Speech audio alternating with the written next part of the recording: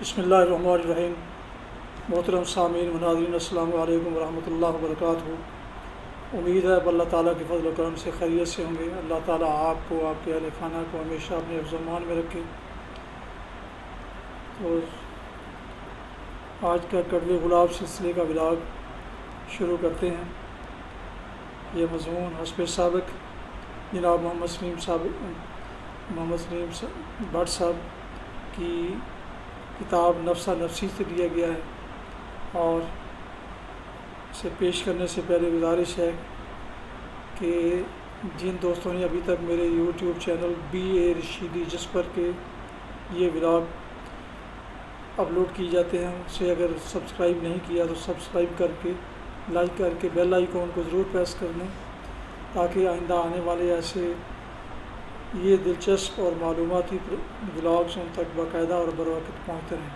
تو شروع کرتے ہیں آج کا ولاگ۔ عنوان ہے جذباتیے۔ پاکستان اپنی عمر کے 75 سال گزارنے کے باوجود ترقی اور خوشحالی کی وہ منزل نہیں پا سکا جو اس کے ہم عمر ملکوں چین اور کوریا نے پائی، یا دوسری جنگ عظیم کے بعد جرمنی، ملائیشیا اور انڈونیشیا نے حاصل کی۔ اس میں قصور صرف اور صرف ہمارا اپنا ہے۔ یہاں جو بھی لیڈر آیا اس نے عوام سے خطاب کرتے ہوئے ہمیں عظیم عوام اور عظیم قوم قرار دیا۔ اس پر لوگ جذباتی ہو گئے۔ کشمیر سے بھارتی طیارہ اغوا ہو کر لاہور ایئرپورٹ پر اتارا گیا تو ہم اس پر بھی جذباتی ہو گئے۔ کسی نے نہ سوچا کہ یہ دراصل مشرقی اور مغربی پاکستان کے درمیان ہوائی راستہ بند کرنے کی بھارتی چال ہے۔ کسی نے جمعہ کی چھٹی کا اعلان کیا تو ہم جذباتی ہو گئے، خواہ ہمیں نماز بھی پوری نہ آتی ہو۔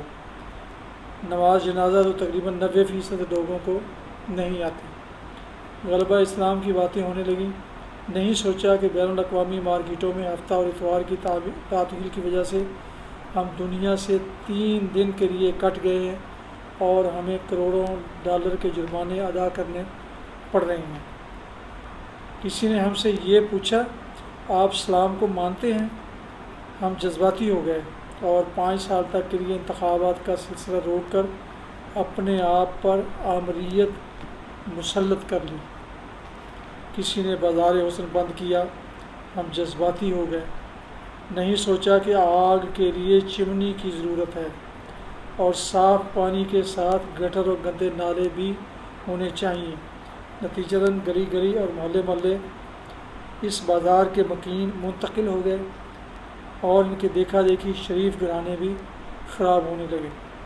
کسی نے شراب بند کی تو قوم میں ہیروئن کی لعنت در آئی اور 35 لاکھ افراد، بلکہ اس سے بھی زیادہ، ہیروئن کے عشق میں مبتلا ہو کر بیکار ہو گئے۔ گھوڑا ریس اور شرطیں جاری، کروڑوں کا حکومتی ٹیکس ختم۔ کیا یہ اسلام کے منافی تھا؟ اسلامی ممالک فلسطین، مصر، اردن اور ترکی نے اسرائیل کو تسلیم کر کے اس سے روابط بڑھا لیے، اور ہم مذہبی جذباتیت کا شکار ہو کر اس کی مخالفت میں لگے رہے اور اس سے جدید ٹیکنالوجی بھارت لے گیا۔ الٹا تمام مغربی ذرائع ابلاغ کی طرف سے پاکستان کو زہر افشانی کا نشانہ بننا پڑا۔ نیز اسرائیل نے یورپ و امریکہ سے ساز باد کر کے پاکستان کے لیے مشکلات پیدا کیں۔ کیا خوب کسی نے کہا ہے، بیگانی شادی میں ہم ناچے۔ بین الاقوامی سازشوں اور اپنی حماقتوں سے مشرقی پاکستان ہم سے علیحدہ ہو کر بنگلہ دیش بنا۔ اس جرم پر کسی کو پھانسی ملی نہ عمر قید کی سزا ہوئی، بلکہ دبی زبان میں کہا گیا چلو خلاصی ہوئی۔ کسی نے گھور کر ہمیں دیکھا تو غیرت میں آ کر اسے زندگی سے محروم کر دیا اور اس کے عوض عدالت سے سزائے موت پا کر جوان بہنوں اور بیوی کو دولت مندوں کا سامان عیش بنا کر تنہا چھوڑ گئے۔ عمر قید کی صورت میں 25 سال تک جیل حکام سے بہن، بیٹی اور ماں کی ننگی گالیاں کھائیں، مشقت کی اور سختیاں جھیلی، لیکن جیل سے باہر کسی کا گھورنا ہمیں برداشت نہ ہوا۔ کیا یہ ممکن ہے کہ کوئی ہمیں ہر روز جگائے اور ہوش میں رکھے اور کہے کہ سوچو لوگ چاند پر پہنچ گئے ہیں، تم اپنے یہاں کے تانگے کا پہیہ تک جدید نہیں کر سکے اور ماڈرن بنتے ہو؟ درآمد شدہ موٹر بائیک، کار اور پجارو میں بیٹھنے کو ترقی کا نام دیتے ہو؟ موبائل پر خوش گپیاں کرنے والوں، اس کی ایک پن اور کار تک تو بنانے سے قاصر ہو۔ دنیا صنعتی، معاشی اور زرعی انقلاب لا رہی ہے اور ہم سیاسی ہنگاموں سے نجی املاک کے شیشے، عام لوگوں کی کاروں اور ٹریفک سگنلز کا صفایا کر رہے ہیں، اور ذاتی جوتی خواہ پٹی پرانی ہی ہو کیوں نہ ہو سر پر رکھ کر چلتے ہیں کہ کہیں زیادہ نہ گھس جائے۔ واقعی یہ عظیم قوم کی نشانی ہے۔ اسی سلسلے کا دوسرا ولاگ عنوان ہے مولوی بی اے۔ دنیا کے تمام ممالک اور ان ممالک کی اقوام، چاہے وہ اپنے آپ کو کتنا بھی سیکولر قرار دے اور لادینیت کا بڑھ چڑھ کر پرچار کرے، حقیقت میں وہ دوسرے مذاہب والوں کو دلی اور دماغی طور پر قبول کرنے پر بھی تیار نہیں ہوئے، اور ظاہراً نہیں تو ڈھکے چھپے انداز میں اپنے رد عمل سے ان پر ضربات کاری لگانے اور ان کے جذبات کو ٹھیس پہنچانے میں کوئی کسر اٹھا نہیں رکھتے، وہ عیسائی ہوں، یہودی، بدھ، ہندو یا مسلمان۔ بدقسمتی سے مسلمان عالمی سطح پر انتہائی منقسم قوم ہیں۔ عیسائی بھی گروہ بندی سے مبرہ نہیں، وہ آپس میں لڑتے بھی ہیں، لیکن ہم تو بہت آگے نکل گئے ہیں۔ سنی، شیعہ، وہابی، کوئی تربت میں حج کرا رہا ہے اور کہیں ختم نبوت پر بحران ہے۔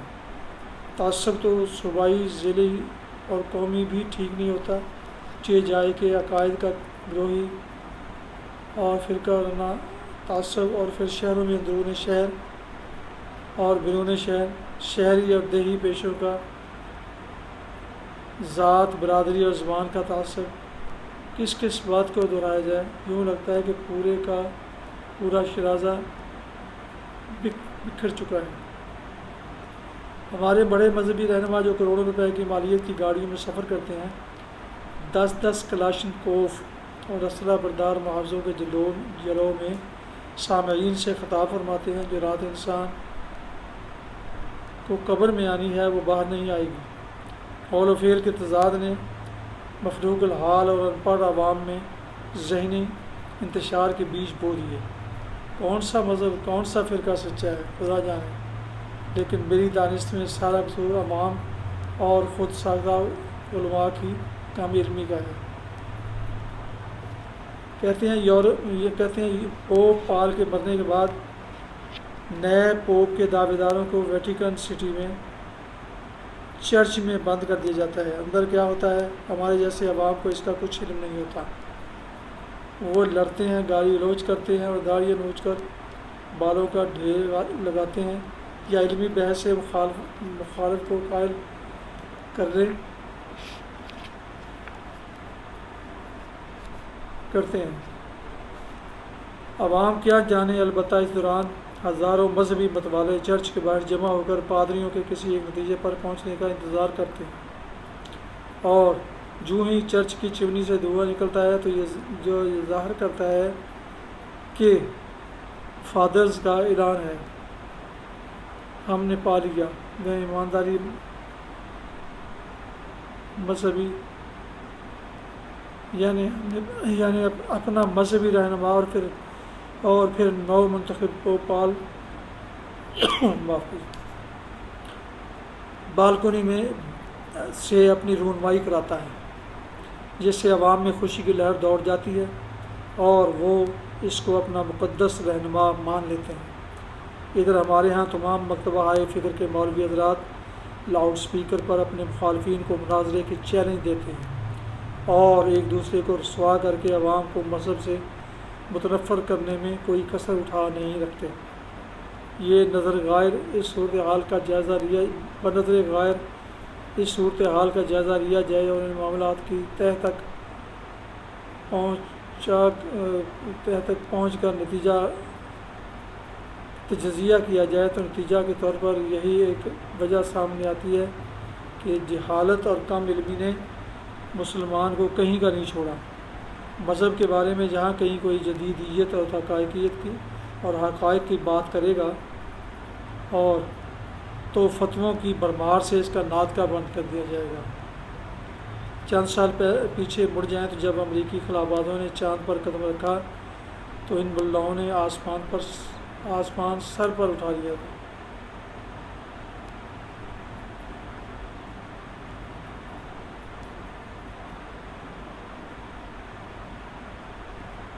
یہ ناممکن ہے، قیامت آنے والی ہے وغیرہ وغیرہ۔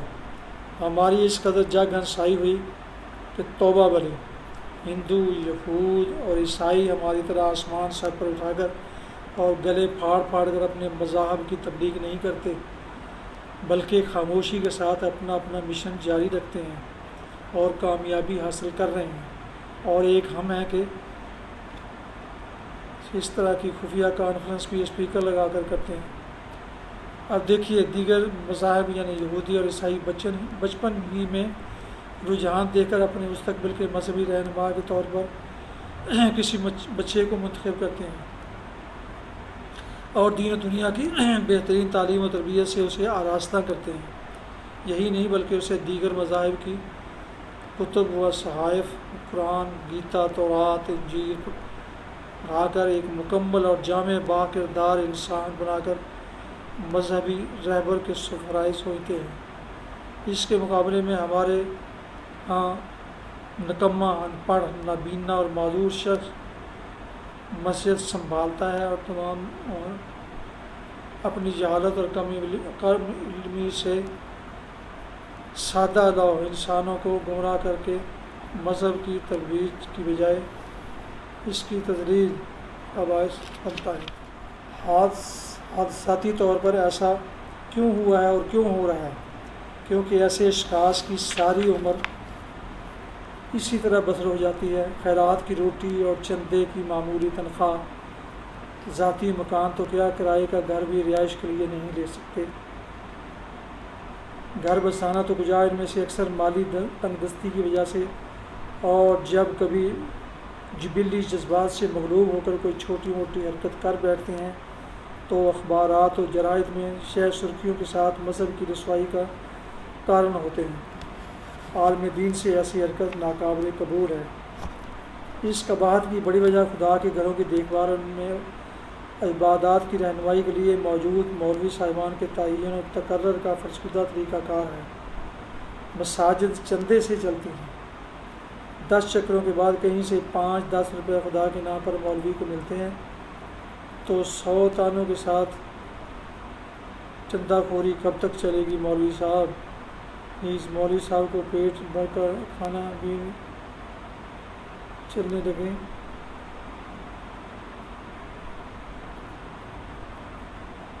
اور کھانا بھی ہفتے میں ایک دن جمعرات کے ختم پر نصیب ہوتا ہے، جسے کثرت سے کھانے پر ان کی بڑی توند نکل آتی ہے، جس سے کردار کے ساتھ جسم و جان بھی مسخ ہو کر رہ جاتے ہیں۔ ضرورت اس عمل کی ہے کہ پہلی فرصت میں یہاں ایک مؤثر و معتبر مذہبی نظام رائج کیا جائے، جس کے تحت مستقبل کے مبلغین کو باعزت روزگار کے ساتھ انہیں اعلیٰ ترین دنیاوی و دنیاوی علوم سے بہرہ ور کرایا جائے۔ دینی مدارس میں تقابل اذہان کا مطالعہ نصاب کا لازمی جز ہونا چاہیے۔ اپنے مذہب کے ساتھ ساتھ انہیں ہندو مت، یہودیت، عیسائیت اور بدھ مت کی تعلیم بھی دی جائے اور ترقی یافتہ ممالک کے مطالعاتی دورے کرائے جائیں تاکہ وہ تحقیق و تقابل کے بعد اسلام کی بڑائی اور سچائی کو پوری طرح اہل اسلام اور اہل ایمان کے گوش گزار کر سکیں۔ انہیں بار بار مذہبی رواداری اور انسانی برابری پر لیکچر دیے جائیں۔ انہیں بتایا جائے کہ فرقہ واریت کے فریت سے قوم کو کس طرح بچانا ہے اور مختلف مذہبی گروہوں کے مابین اگلے 100-50 سالوں میں ہم آہنگی پیدا کر کے ملت اسلامیہ کی عظمت رفتہ کو واپس کیوں کر لانا ہے؟ اس ضمن میں سب سے پہلا کام مساجد کو ایسے نام نہاد مولوی صاحبان سے پاک کرنا اور ان کی جگہ اعلیٰ تعلیم یافتہ افراد کو لانا ہے جو عربی زبان میں مہارت اور انگریزی زبان جانتا ہو، تاکہ دوسرے مذاہب کا مطالعہ کر سکے۔ اس کی کم از کم تعلیم BA ہو اور جو خاندانی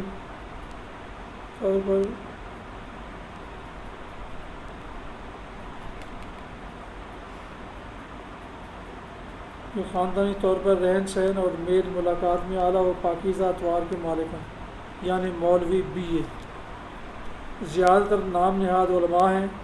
مساجد میں لمبی تقاریر کے بجائے 15 منٹ دینی مسائل پر سوال و جواب کی اجازت ہو۔ دیہاتی مولوی قصے کہانیاں گا کر ہیر رنج یا والد شاہ کے اشعار 2-4 لطیفے سنا دیتے ہیں۔ مسجد سے نکل کر نہ کوئی دکاندار کم تولنا چھوڑتا ہے، نہ قیمت درست مانگتا ہے، اور ملاوٹ سے توبہ نہیں۔ سامعین محترم،